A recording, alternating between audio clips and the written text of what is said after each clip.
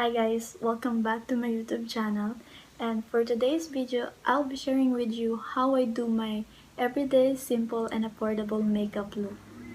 Para malaman nyo kung paano ko ito ginagawa, just keep on watching and let's start! Bago ako magsimula ng paglagay ng kung ano sa mukha ko is nag-iipit muna ako. So pasensya sa mga maririnig yung mga sasakyan o kung ano man. Kahit anong ipit lang. Diba? And next, sanitize muna tayo guys.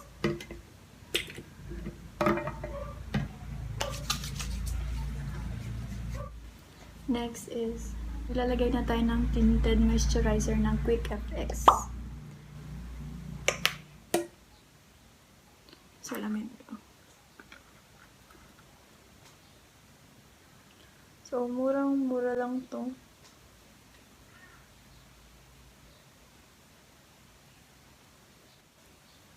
Hirap pagsalita pag lalagay na makeup.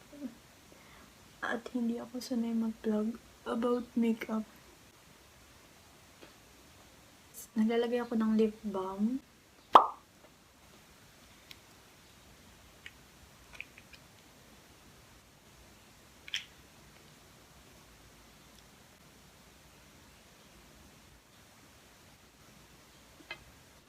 After ko maglagay ng lip balm is, ibabrush ko na yung aking kilay.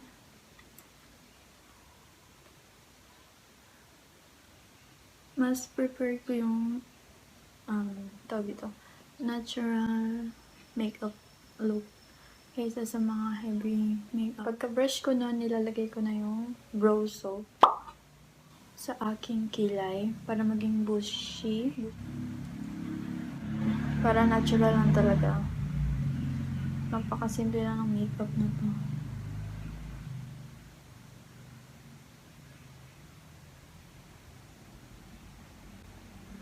Diba?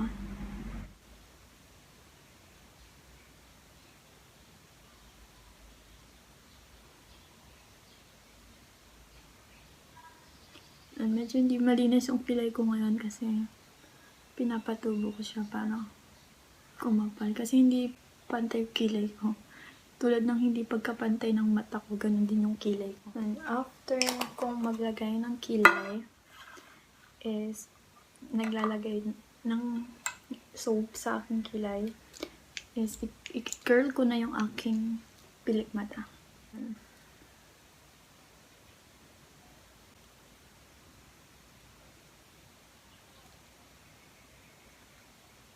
Sabi nila, pag nag-curl ka, hindi mo kailangang matakot sa curler.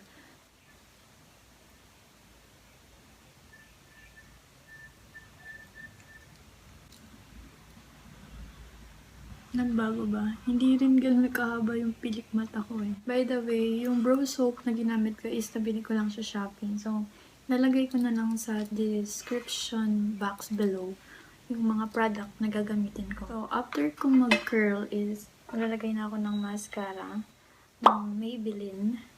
So, dalawa siya. Itong dalawang to, parehas ubos na. So, pagtsatsagaan natin kung ano yung makakaya nito sa kilay ko. Hindi ako nakabili ng bago.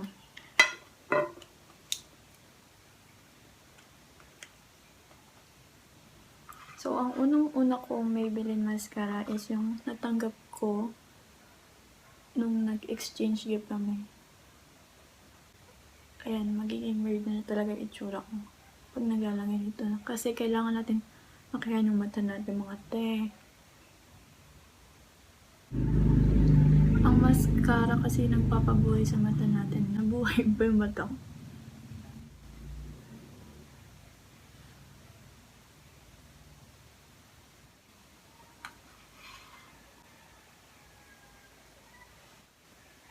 Hirap maglagay ng mascara sa kilay ko, ay sa pilik mata ko. Kasi hindi naman siya gano'n kahaba. So, try natin yung isang wala ng laman. Baka makatulong.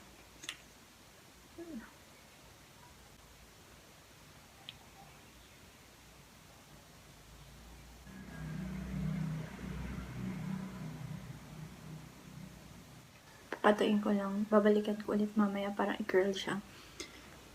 And next na is yung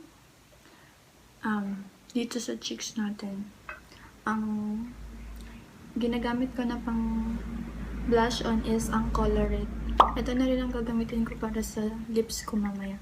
So, para sa akin, affordable lang tong Colourette kasi madalas siyang mag-flash deal sa Shopee at sa Lazada. So, nabili ko lang to ng 125. Ang original price niya ay 200 plus or almost 300 na yata to. Kaya, try nyo lang abangan na mag-flash deal to sa Shopee. Yun, isi-shake muna to. And then, naglalagay lang ako sa part dito. Diyan kung saan ko nakikita may liwanag yung aking isme.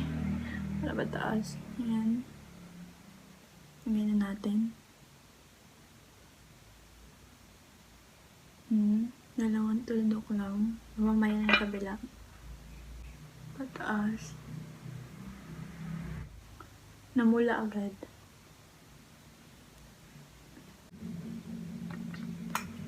Is sa kabila naman.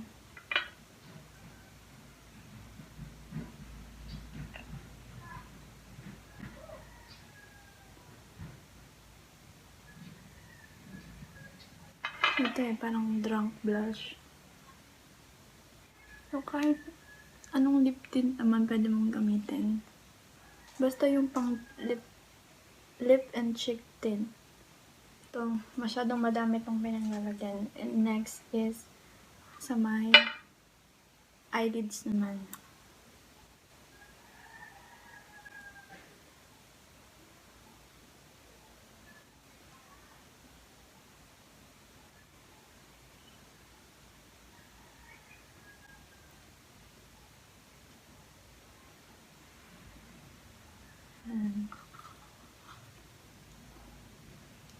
Hindi ako nagko-concealer kapag everyday makeup lang.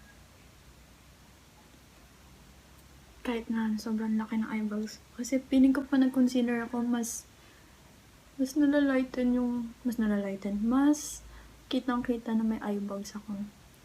I-curl ko ulit yung aking pilik mata. Bilang lang ako ng 10 seconds. 1, 3, 4, 5, 7, 8, 9, 10. Yan. Diba? Next, sa kabila. 1, 2, 3, 4, 5, 6, 7, 8, 9, 10.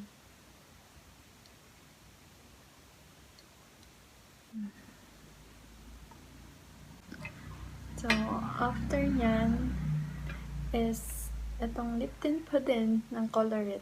Ilalagay na natin sa lips.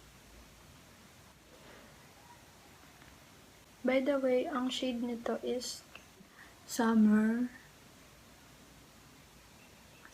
Fresh. Ayoko din ng matte kasi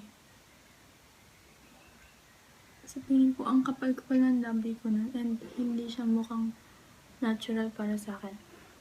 Alam nyo kung bakit gusto ko tong lip tint na Colourette kasi ang dali niyang tanggalin sa daliri yung bakat niya. Kasi yung even lip tint, napakatagal. Ngayon, lagyan mo lang ng alcohol or magbasa ka lang ng tubig is matatanggal na siya.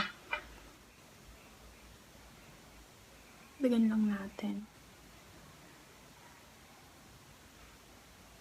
And yan. Lagyan na ako na pulbo ng Johnson's, ang paboritong pulbo ng lahat. O dito lang ito.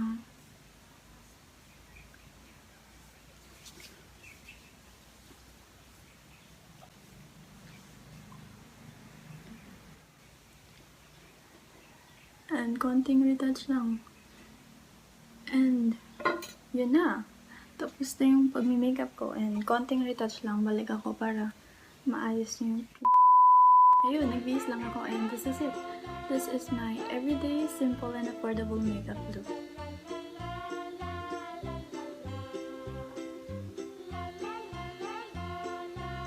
napakasimple lang niya and sana po may natutunan kayo para sa vlog na ito.